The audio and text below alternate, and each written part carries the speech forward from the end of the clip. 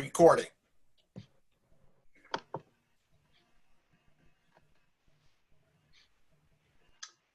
Okay, well, thank you very much, Bill, and thank you, Takis, for joining us. I know you have a very busy schedule. I wanted to just briefly introduce, Takis, the people from our group, Arlingtonians for Our Sustainable Future, who are on the call with me. You've already heard from Bill Roos, who organized the call. And then in addition to Bill and myself, we have Ann Bodine, Margie Bell, Mary Glass, and Charlie Henkin. And it's possible that one other person or two other people might join us, but I think we're going to get started now. Wanted to give you a little bit of background, talk us about our group that you might or might not know. We're a group that was formed in about a year ago, really, in the summer of 2019. A group of us had been talking for a while about our concerns relating to the what we perceived as the accelerated growth and development in Arlington without sufficient tools to examine both the fiscal and the environmental costs that some of that growth and development might be causing. And we've had some discussions about that, and we're concerned, and we remain concerned as we've grown, that the county could be utilizing tools to measure more frequently and in important ways the costs and benefits of various large development projects, as well as development in the county as a whole. And so our group's position really is that we would like to see the county begin to deploy these tools that some neighboring jurisdictions have used to weigh the costs and benefits of development before really plunging into green lighting additional density in the counties in ways such as the so-called missing middle study, or ways that flow from very large, especially multifamily development projects. And as you know, we're also meeting tonight in the context that we certainly didn't anticipate last year of COVID and the impacts that that's had on our health and safety and quality of life and many of the other things that we've all been subjected to. So we've sent you, before we began, a kind of some ground rules of how we're going to conduct the session tonight. We thought we'd start out with an opening statement from you, Takis, of up to 3 minutes regarding yourself and your campaign. We'll then open it up and I'll call on various of the people who are here on this call with me to ask questions. And then at the end, we'll conclude with a closing statement from you, Takis. So with that, why don't I turn it over to Bill Roos, who I think has the first question from our group. Well, we're going to let Takis give his opening statement. Yes, after Takis's opening statement. Go ahead. You need to unmute, Takis, I think.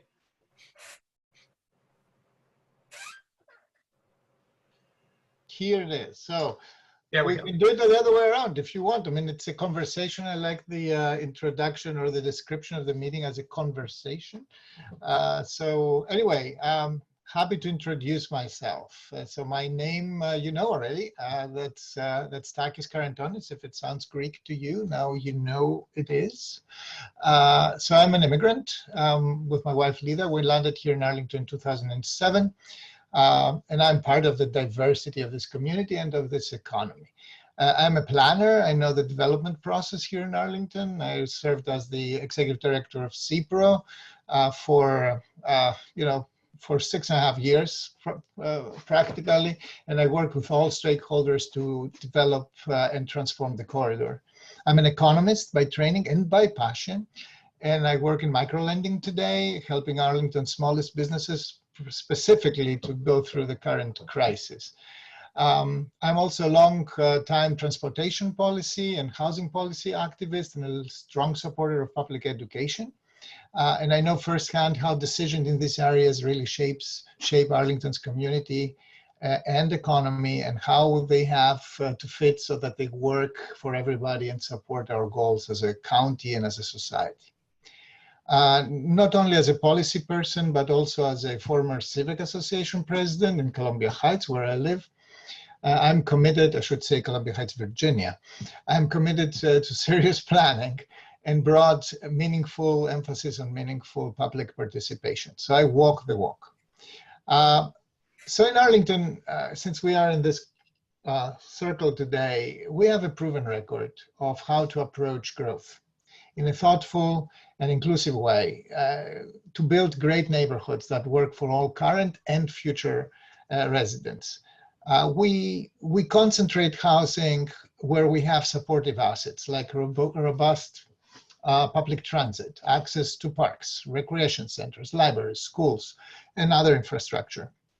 We like connected and walkable places where people can live, work, and play, and where people can spend their free time and access local services and also neighborhood retail, places in short of high social interaction. And these are places where people want to be. These are complete neighborhoods that support the majority of needs of the residents within a walkable distance from their homes. This is the essence, for me, in my definition, my book, of livability. So the missing middle housing that the missing middle housing initiative that you mentioned before is a great example, actually, on how we can support new housing types with human scale that will be respectful of the character of the neighborhoods they will be close to, and will be at the same time help us respond to the dramatic shortage of housing that we have in Arlington. They will also be giving us a critical mass to actually support these complete neighborhoods as I mentioned before. So that's the theory and the good intention. But in some places it is a reality. Westover is one great place, for example, but in others it isn't. And since you mentioned also COVID, this is a place where we've seen vulnerabilities and inequalities that must give us a lot of pause, as well as the horrible events, with George Floyd and Rayshard Brooks recently. So we pride ourselves to be diverse and equitable community, and this special election is not just about the deliverables of local governance. It is about leadership and values, and about restoring trust in our government for all Arlingtonians without exceptions. So this is why I'm running, and who I am, what I believe in very compacted form, and I'm ready to open to your questions and discuss growth in Arlington. Thank you very much, Takis. Now I'll turn it over to Bill. If you want to give a try on the first question. Sure. Okay. Thank you very much. Going to what you just said about trust and earning the trust of our residents. As one of our local newspapers says, democracy dies in darkness. Do you have any thoughts as to what Arlington can do to increase transparency in government, making more information available online in usable formats, and in being more forthcoming in producing information requested by the residents?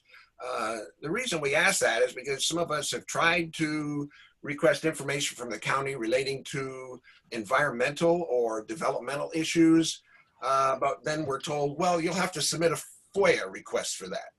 And then we submit a FOIA request, and then, well, that'll be $959. So, it would seem that Arlington could be a little more forthcoming to earn that trust that you were talking about. And this might also help local media, which is, as I understand it, having a hard time funding strong local journalism. And if they were able to make use of FOIA without excessive fees, that would be helpful as well. So your thoughts on that? Thank you. Well, who can be against transparency, right? So that's not the question, though. The question is how the county government could facilitate trust and transparency. So I cannot comment. I don't know what the requests were, what the request was about, how detailed that it was, what kind of data, if these data were easily available or not. This I don't know. What I know is how I would access this kind of questions. First of all, community first. So that means when you ask, when a bona fide group, public body, an activist, a commission, of those who are closed right now, when they ask, they deserve a response. Now we have a very active, thoughtful, very educated community. It can sometimes overwhelm the government with requests. There are issues sometimes that are very, hot topics, etc. Still, I believe that we should have a robust, public affairs or community affairs attitude and culture to be helpful to the citizens with the data they need, whether these are financial data, environmental data, transit data, you name it. And I think that the way we collect data should also be informed by this culture. That means we should collect data in a way that it enables us to make them available and in a meaningful and in a way that can be analyzed, etc. This is a basic tenet of e-governance.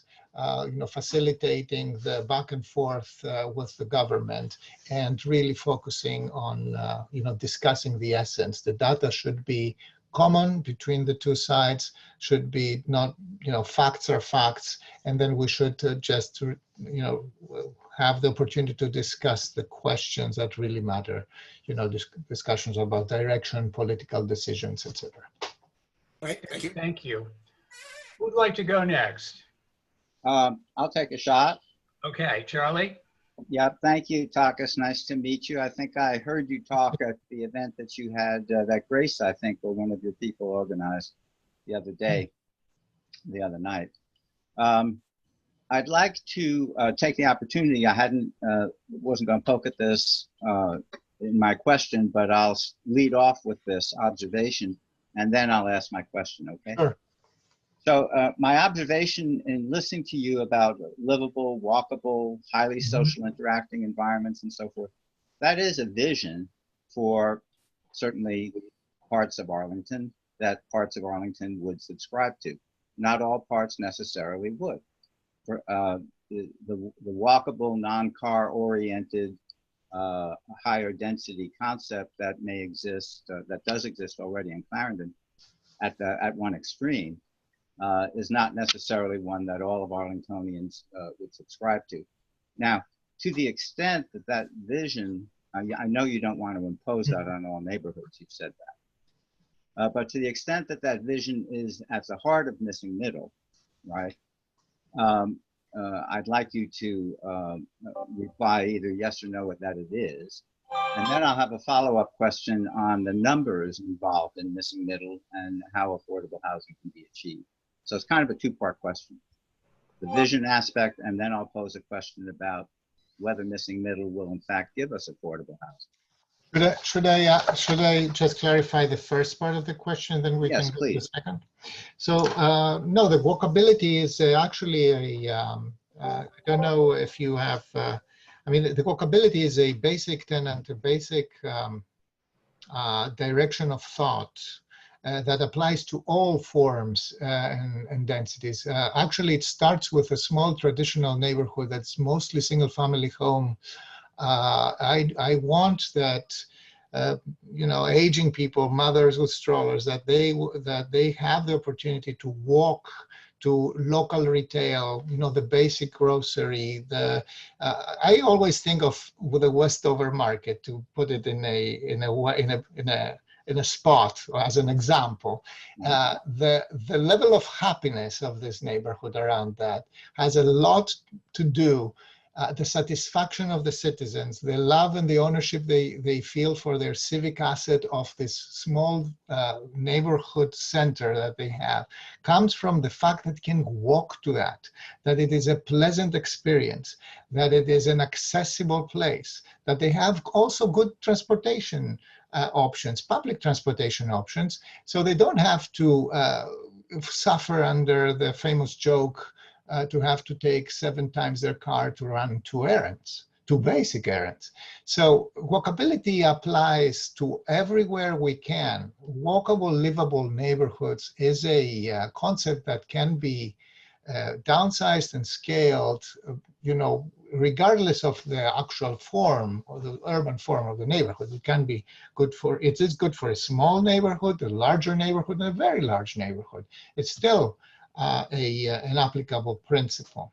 So when I said that missing middle has something to do with that, is that missing middle would, that walkability has some prerequisites. I said, for example, we need some assets like good transportation connections, a library close by, a good school capacity to serve that, other infrastructure. So when we begin to create, to fund, and implement and deploy these assets that have a certain cost and are capital intensive, when we do that, then we will need some additional density in carefully positioned, very respectful to the urban form and environment, the character of the neighborhood, in order to make them more viable. That's just what I said. Okay, I'll now go on with the second question. right. I'd like others to follow up on your complete response that you just gave to my first question. I don't want to follow up on that. Maybe others will. My question had to do with the specific notion of the affordability that is achieved for, well, lower home costs that would presumptively arise from allowing duplexes, triplexes, quadruplexes, or whatever to be deployed on property which is today single-family home. And what we've seen, at least up in North Arlington, is when a $900,000 old home is demolished and 2 duplexes are built on it, they each cost $1.1 million. And if it were, okay, and because the land is so valuable. So the question is whether the precept for or the concept that more people would be able to create homes in the $500,000 or $600,000 price category by allowing for some upzoning of single-family homes. Where in Arlington could that be done, given the cost of land? First of all, let's remember, I mean, I depart always from the basic economic definition of why we have a problem with supply of housing in Arlington. The issue is that we have a very low unemployment rate. I mean, pre-COVID, of course, 2.4% unemployment means full employment, which means that anybody who wants to start a business here, any single dollar that's invested in Arlington to go forward, to create additional economic activity and wealth, will need to import their workforce. There is no other way. That means that automatically we will have a pressure on our housing market here locally, or otherwise a pressure on our commuting infrastructures, and you know how this works for the metropolitan region. So the only reasonable answer to that is supply. We have to look at our supply. So missing middle is one of many ways to add some supply in the market. If missing middle is still in a scenario of an undersupplied or a supply-starved market, missing middle housing will be expensive, will not be affordable. So it is not one silver bullet to solve affordability of the bat. Actually, it's one of the many instruments that we have. And I'm one of those who have repeatedly said, and in this campaign as well, that to me, corridor development is where we have already planned for density, we have already planned for infrastructures and supporting assets like transportation, and this will carry bigger numbers of additional supply if we have to respond to the supply starvation, with a increase of our output like the Affordable Housing Master Plan envisioned. The naturally occurring missing middle, which exists in Arlington as well, and in the region, gives us mixed economic signals. I can show you missing middle housing naturally occurring in the market. If you go across the river in the Palisades neighborhood, that is excessively expensive.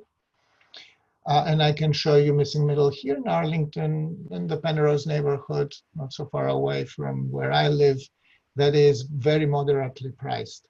So we don't know that. So, and this is why I think that we have to study that. We have to support the Lehigh-Hawaii Alliance that is spearheading the study. We have to study also the parameters, like what does it mean? How does it fit in Arlington?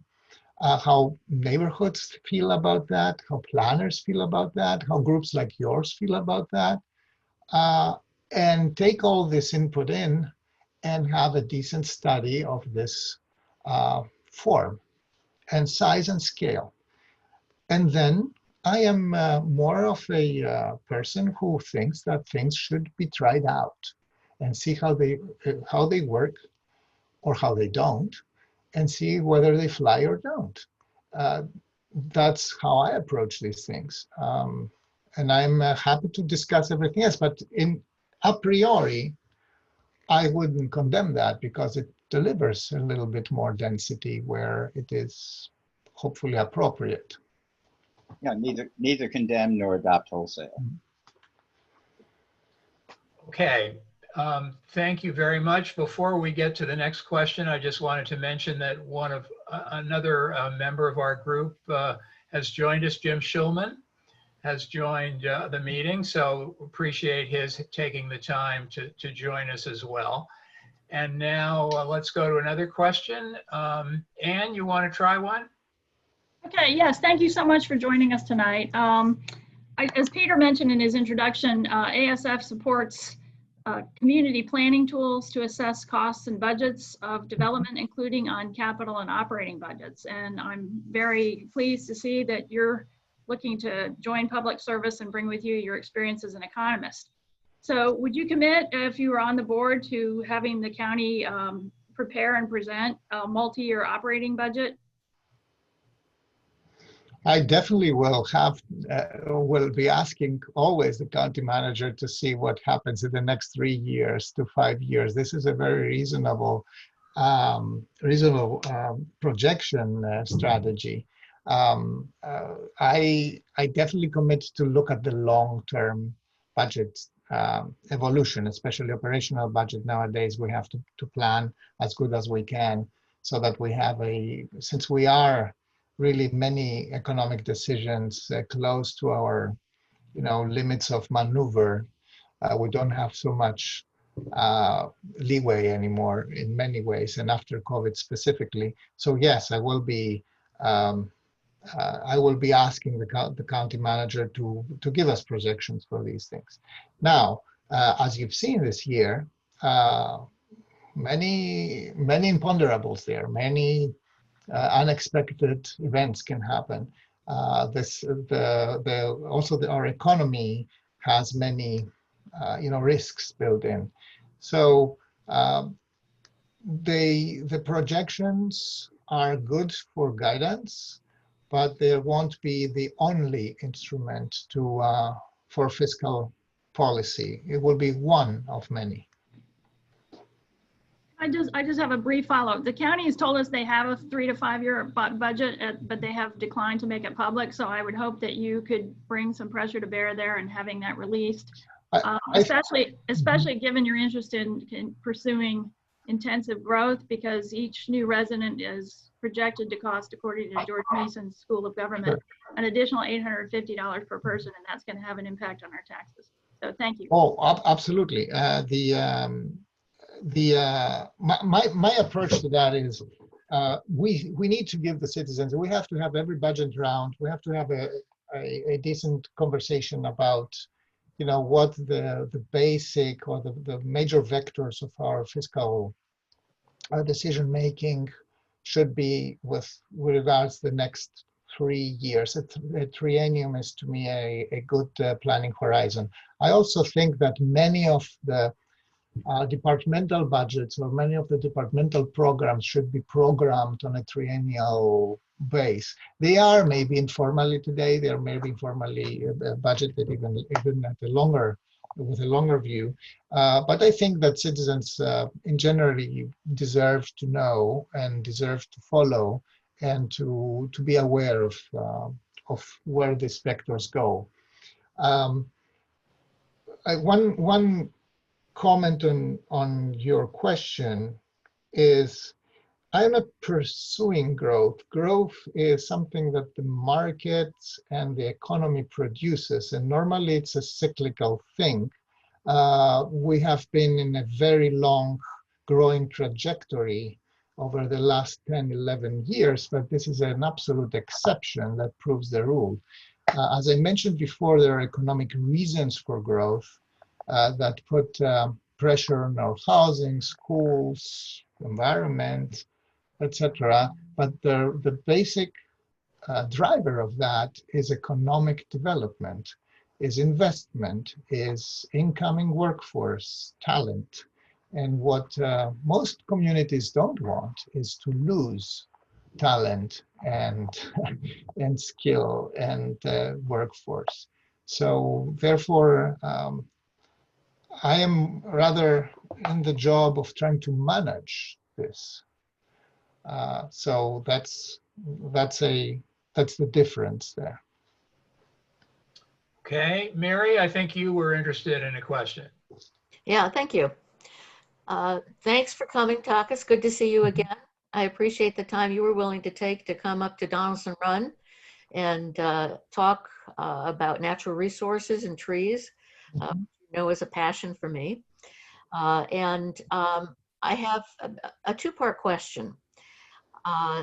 Looking at the county and the county's property it owns and the way the county is functioning, they systemically diminish the value of natural resources in their operations and in their regulations. How can the value of the trees beyond the dollars, because right now we seem to be focusing only on dollars as opposed to other values, including air quality and public health. How are you going to get the county to include those seriously and early in their evaluations, including cost-benefit studies of projects like stream restoration? And this is really critical because we're losing the natural areas so fast. If we don't jump into it now, something bad is going to happen. And the second part of the question is, you talk about creating a toolbox, evaluating construction plans and other ways to control the private destruction that's going on. You know, lots cleared of every bit of vegetation. Yeah. How are you going to take action on either of these two items? So let me start with the last one. Control construction in Virginia is not really what we can do. Especially when we talk about by right. My planning professors in school used to have this nice graphics. I remember still. So there was this famous baseline of 1950, where an American home for a family of 4 had 983, I remember the still, square feet of that was a 983 square foot home. That was the average US home housing a family of 4. And by 1975, it was 1,660. And today it's north of 2,700. And I guess in Arlington, the increase will be higher.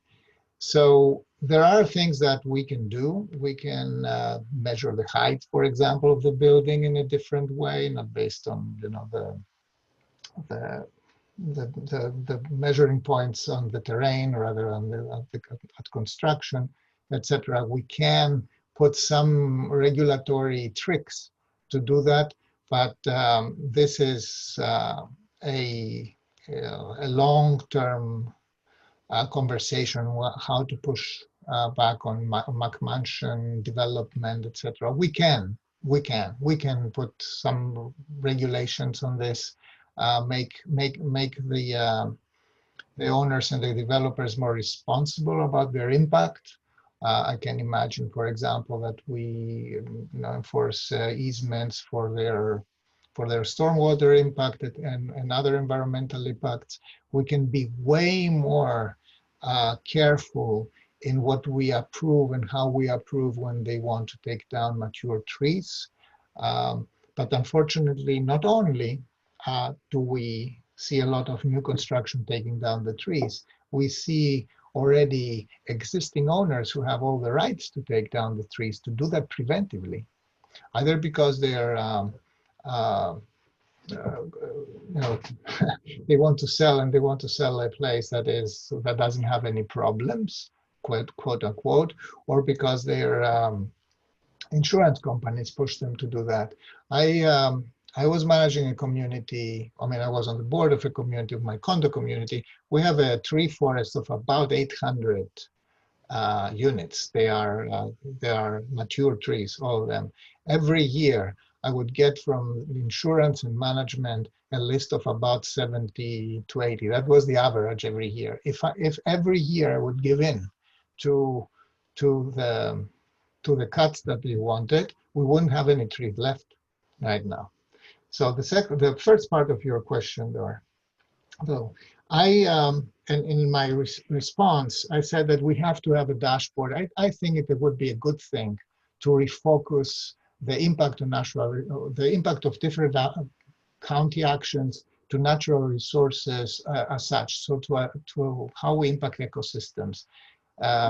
One of the, I think that we have the expertise, we have the good staff who understands these things. I do think that the county manager is mostly on board on this, but I believe that they have to report differently and approach certain things differently, with more of a comprehensive, more in a comprehensive way that understands the preservation of the ecosystem, that the preservation of the ecosystem is a value by its own.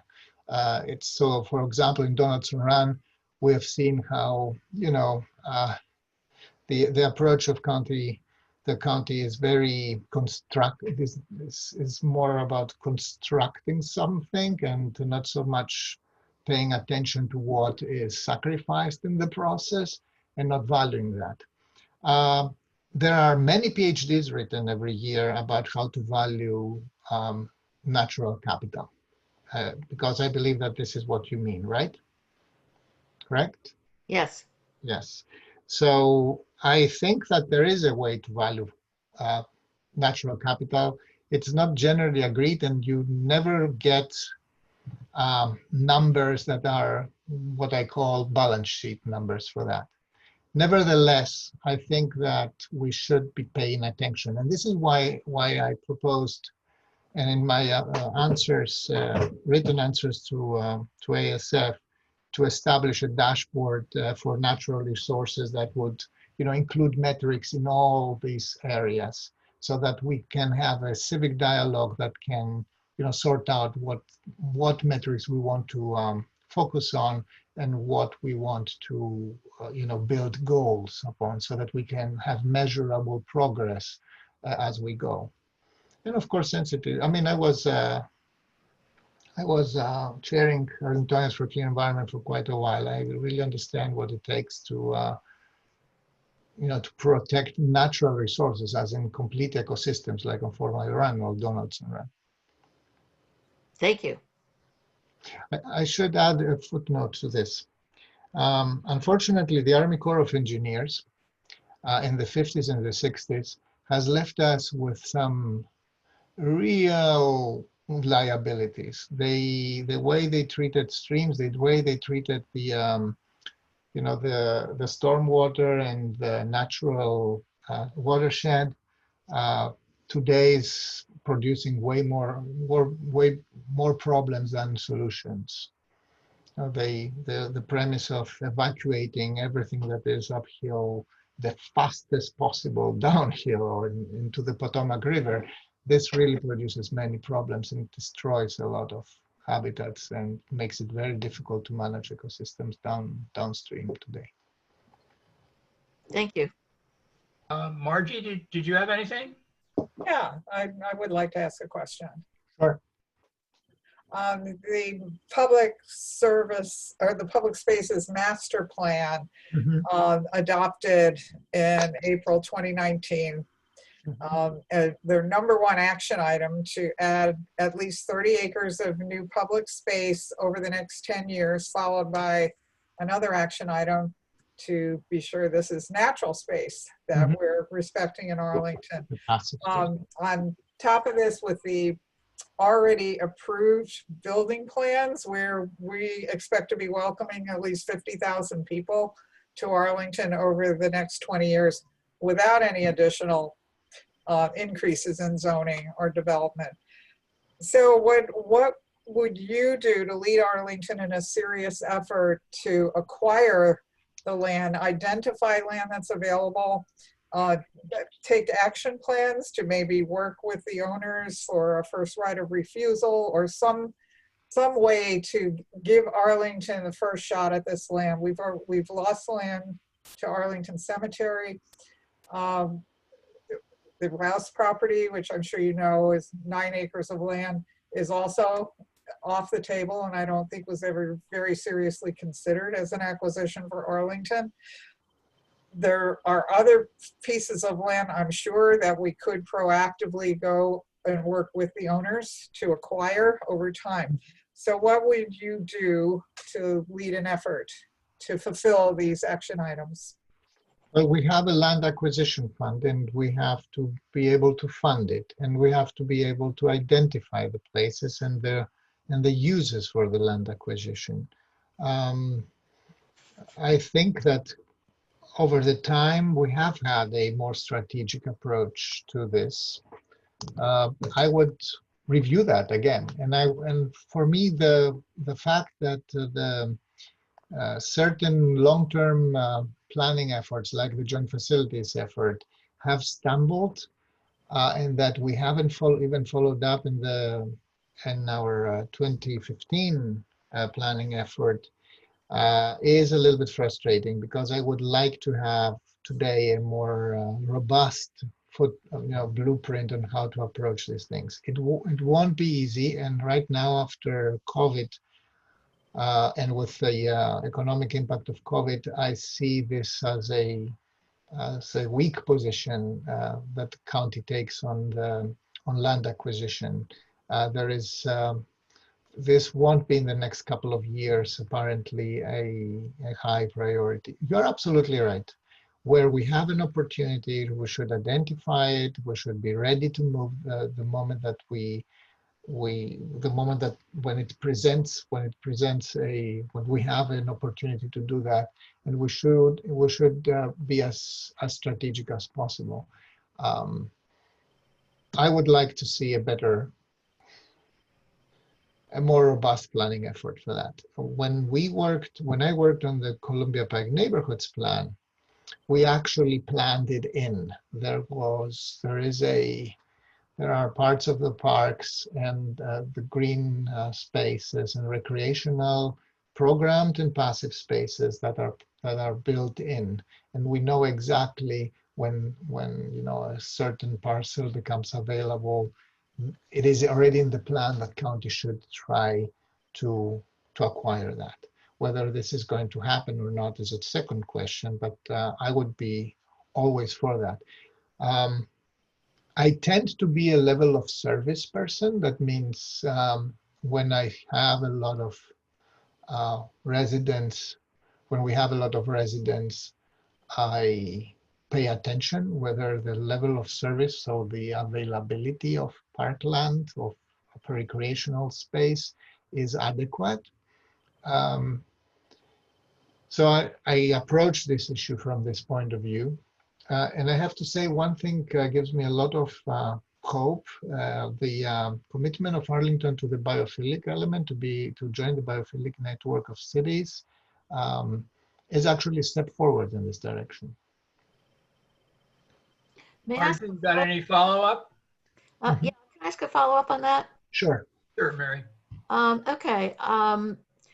You may have seen an article that was, I believe, in Arlington Now today, that the county is going to give an area that was purchased as park land to be used as a parking lot temporarily for WETA.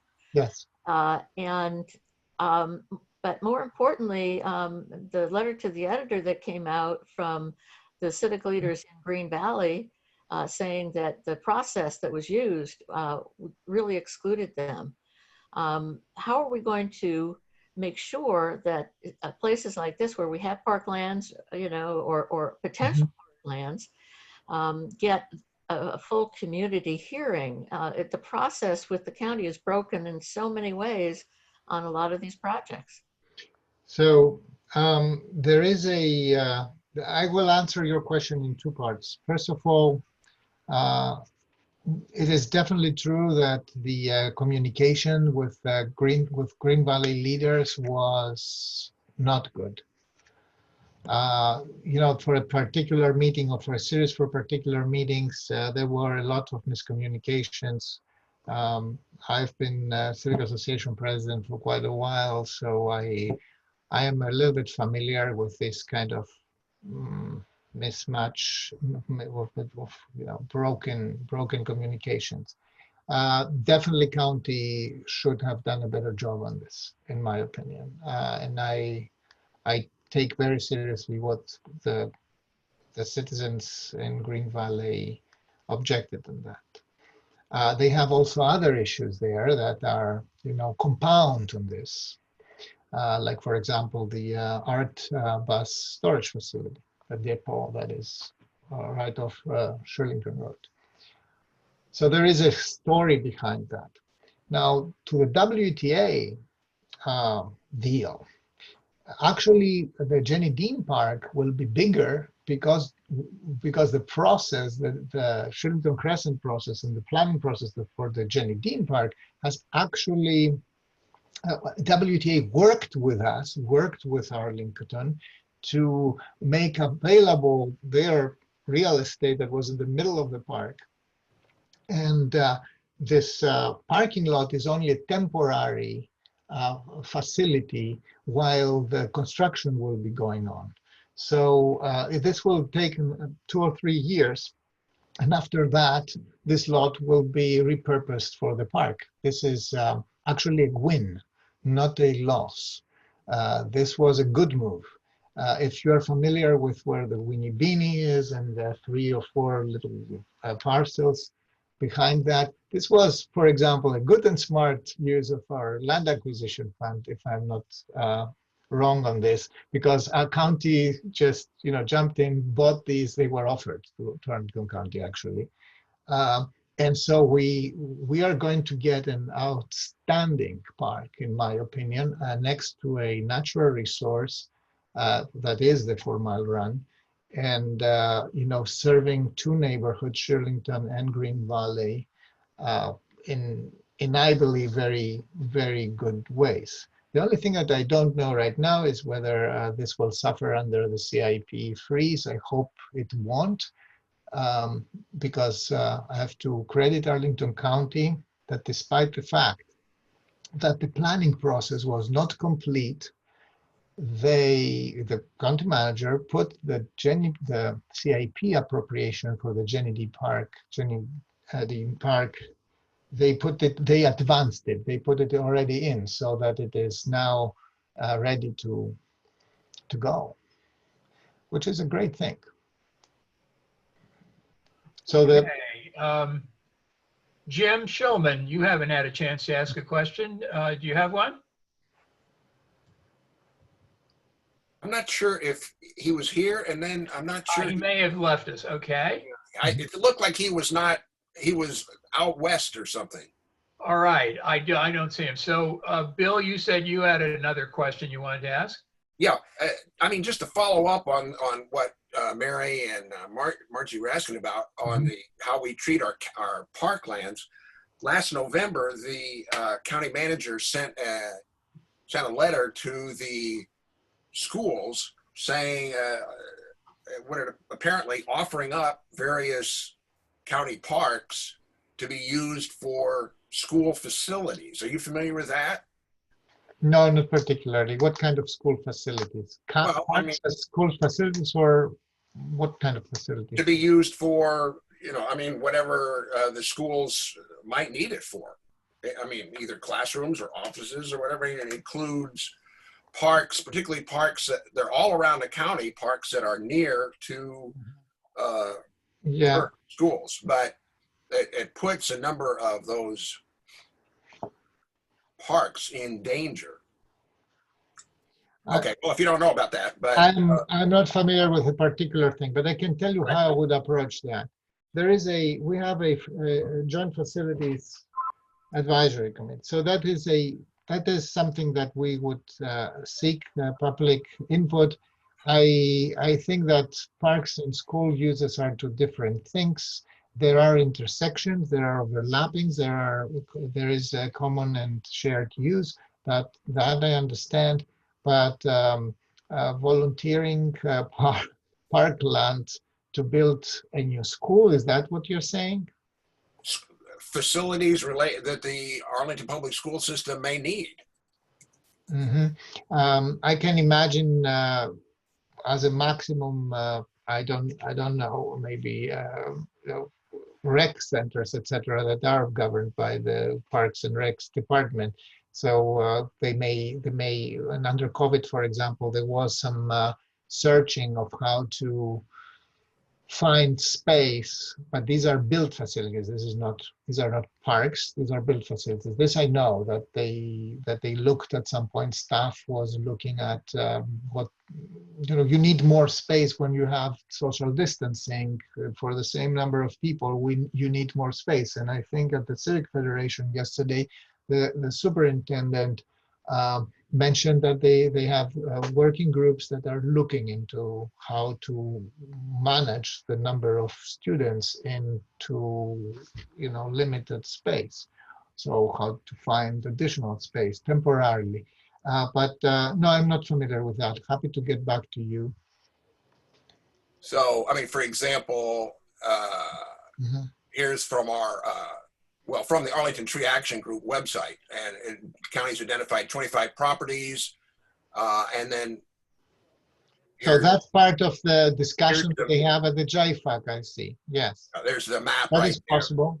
Yeah, sure. Public school siting options. So anyway, that's what so that goes under the planning, under thorough planning.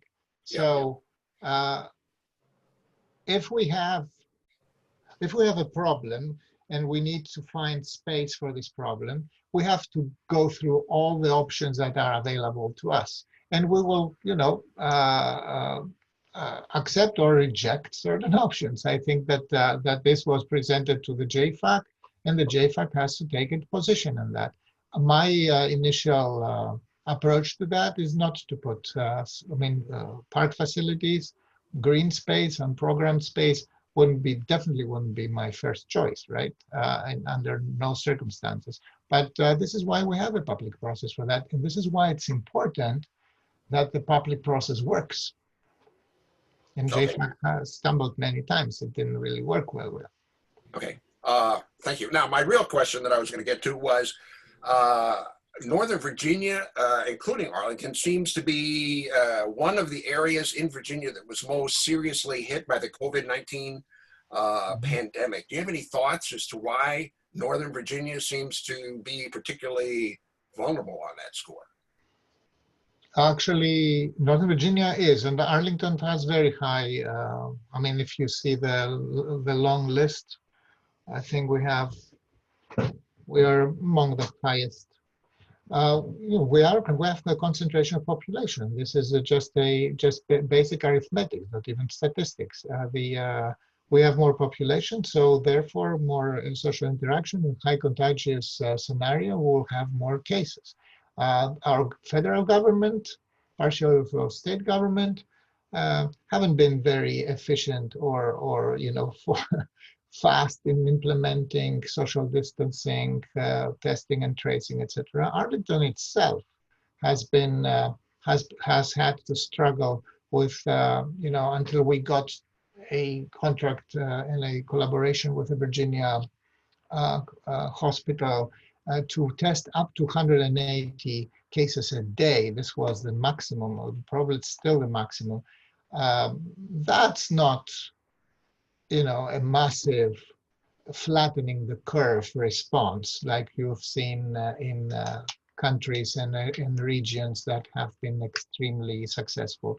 That said, the governor said from the very beginning that his first priority was not to overwhelm our hospitals. And I believe that across Virginia and in Northern Virginia, this was a goal achieved. I think we should be very relieved that this goal was achieved. The worst, we could easily have the problems that Maryland had, not to speak of the problems that New Jersey had or the city of New York had. So that didn't happen. It is absolutely logical that we'll have more cases. And that means also, that's absolutely logical that we have to be extra careful when we, jump from stage 1 to stage 2 and stage 3. Okay, thank you. Charlie? Thank you. Yeah, Takis, I know you expressed a view on this in the session that you had with the Democratic stalwart a few nights ago that Grace or one of your people did organize. I was listening in on that. But I'd like to put out here to hear you describe to our group your response to the following trend. And we don't know how long this trend will in fact endure, but just anecdotally, friends, neighbors in Manhattan and so forth, they're leaving town. And the workforce and the expansion of the workforce that you mentioned as a function of Amazon and our recovering economy need not necessarily they need not necessarily be occupying as much commercial space as they do today. There might be more remote work performance. They might want to not live in Arlington. They take the metro from Tyson's Corner or something like that. And so it's an open question as to whether the density that we projected pre-COVID would in fact, or the pressures for density that we experienced pre-COVID might still prevail, certainly for the next 2-3 years or so. And I know you expressed the view that in all probability we can get to a 50-50 commercial versus residential tax sharing algorithm, but I wonder if that's possible if there's not a demand for dense living to the extent that we previously predicted So yes. So first of all, we have been now going through several years with high vacancy rates since Barack left us with vacancy. So this is our desired tax base split of 50-50, which actually gives us enormously way of luxury here to discuss a lot of, the growth of Arlington in a very different way than if we didn't have that. If we were an average American community with 30-70, where 70% would be actually your taxes that would have to pay for every single piece of this. Right. We have been challenged on this. We have been trying to focus on economic development in order to maintain our vigor and maintain the attractiveness of the investment destination, Arlington County, Virginia. And Amazon was a great, a big whale that we catched. So agree. with the help of the state. Now, let me say two things. Number one, I believe that the counties, the job of every county board member will be to boost, defend, and promote the destination Arlington County, Virginia for investors. So that and people who create jobs and people who create wealth and people who create the dollars that we all need to build an excellent community and also protect natural resources, have great schools and all the above. It has to be managed, but this is our job to keep this engine going. The second thing is we don't know whether, at this point, we really don't know whether COVID will have a lasting effect on the demand of office space. I believe that it will merge with a general rationalization and automation trend that reduces the per capita or per workstation demand for office space per se. What I don't think that will happen, and the jury is out for this, is that we will see a massive retraction and a transformation of our service industry, of these technological industries into completely decentralized remote working workplaces. Amazon, by the way, is a very good example because Amazon has a staunch, stubborn tradition internally that promotes personal interaction. They really want to have their in-person meetings, etc. Now, all of this set aside, one of the biggest assets that we have on the Richmond Highway is the fact that is one of the commercial centers in the broader Eastern Coast that has a significant number of residential built-in already. It's there. And I think that we could have a little bit more of that. We can support that. The transportation infrastructure there is multi-layered and excellent. We have even commuter improvements, commuter train improvements. We will see significant investment in the VRE system. Hopefully, we will go ahead with a bridge that will eventually connect the regions to commuter system market VRE, and we'll have an additional real layer of capacity there. So there are a lot of reasons why we should consider the Richmond Highway corridor in Arlington a good location, a reasonable location for a reasonable residential density or conversion into residential, which we haven't done so well until now. Partially also because the owner of all this is a company who still thinks that has a business plan and thinks that this will be still viable commercials. Thank you, Takis.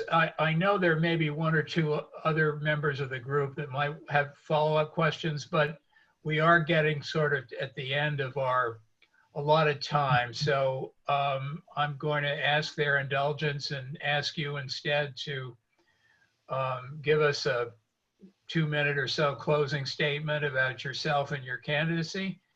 And then we'll be done, and we appreciate very much your taking the time to meet with us. Okay. So thank you for having me tonight.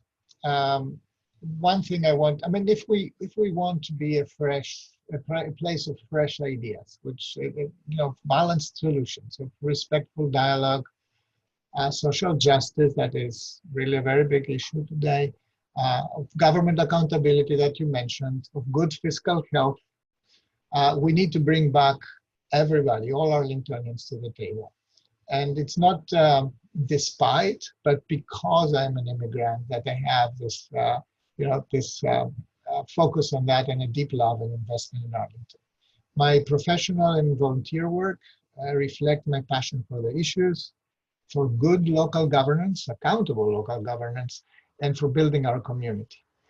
So I pledge to work with you and for you, of course, first of all, for you and with you, and to bring my life experience to the county board so that we can emerge of these multi-layered challenges as a stronger and more resilient community. So I hope to have been able to persuade you to support me in the July 7th special election, and definitely look forward to continue this conversation as we go. Thank you very much. And thank you, colleagues, for participating. We appreciate it. And the meeting is now over. Thank you. Thank you, Takis. Thank Thank you.